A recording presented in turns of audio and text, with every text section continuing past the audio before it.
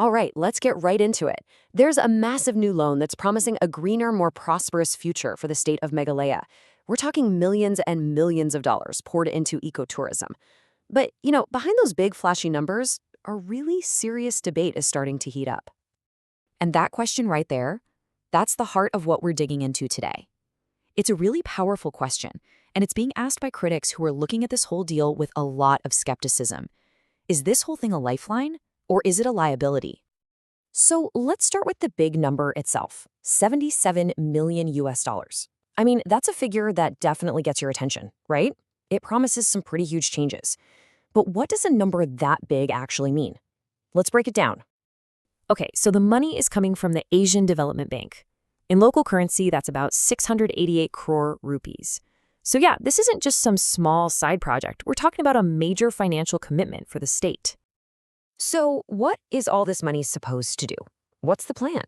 Let's take a look at the official story, the promise that's being made to the people of Meghalaya. The official goals here are, well, pretty ambitious. The whole plan is part of something called Vision 2032, and it aims to seriously boost ecotourism, restore a massive 25,000 hectares of land, and build all new tourism infrastructure.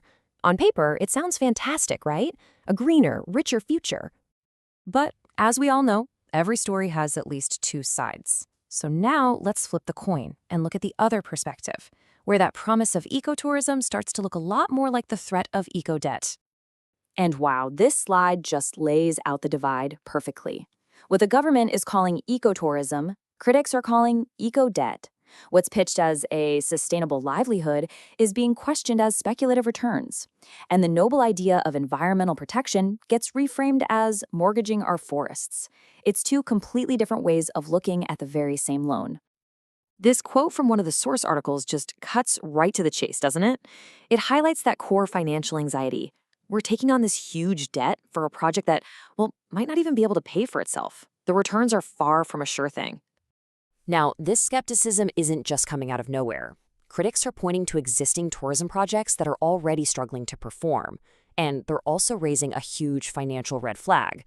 The loan is in US dollars. Now, what does that mean? Well, if the rupee weakens against the dollar, the amount of money you have to pay back actually goes up.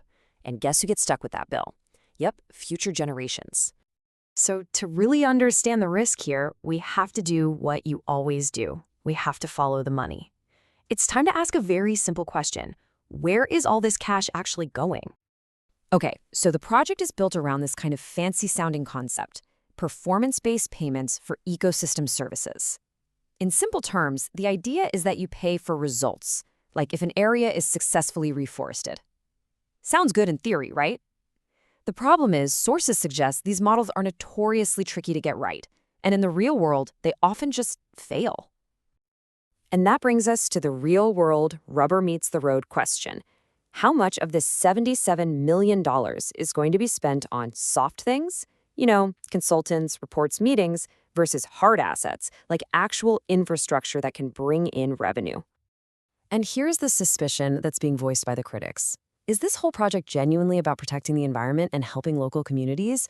Or could it just end up being a massive payday for a bunch of outside consultants and contractors? Now, this chart here is hypothetical, of course, but it does a great job of visualizing that central fear. It shows a huge slice of the pie being eaten up by consultancy and soft costs, with a much smaller piece going to on-the-ground investment. That's the worry in a nutshell, that only a fraction of this money will ever make it to where it's supposed to go. The concerns around this loan, they don't exist in a vacuum. For a lot of people watching this unfold, this whole situation feels uncomfortably familiar. So let's zoom out for a second and look at the history here. This timeline really puts it into perspective. In the past, you've had official reports from bodies like the Comptroller and Auditor General flagging major issues with similar big externally funded projects, things like low fund utilization and really high consultancy costs. Fast forward to the present, and we've got this $77 million question. And the future? Well, the future holds the burden of paying it all back. And this isn't just a local problem. Broader research points to something called the trap of ecotourism loans. And the pattern is often the same. The projects end up benefiting well-connected elites and consultants, while the long-term debt falls squarely on the shoulders of the very communities the loan was supposed to help in the first place. So after laying all of this out, what's the big takeaway? Well, instead of just giving you an answer, we're going to end this a little differently. We're turning you from a passive listener into an active investigator. We're giving you a mission. All right, here's your first objective. These are the absolute non-negotiable basics of any loan. What's the interest rate? How long does the state have to pay it back? And critically, who is on the hook if that dollar-rupee exchange rate takes a nosedive? Your second mission goes right to the heart of the whole thing. Follow the money. Try to find the detailed project report and see what the split is. How much of that 688 crore is earmarked for overhead and services versus how much is actually going into the hands of farmers and communities on the ground.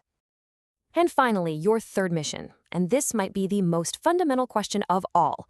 The entire premise here is that the tourism sector is so strong and robust. Well, if that's true, why does it need a massive 2-decade-long foreign loan to expand in the first place? Because ultimately, that's what this all comes down to. A loan is just a tool. It can be used to build a truly brighter future, or it can become a crushing weight for the next generation. And as we've seen today, the difference between those two outcomes is always found in the details.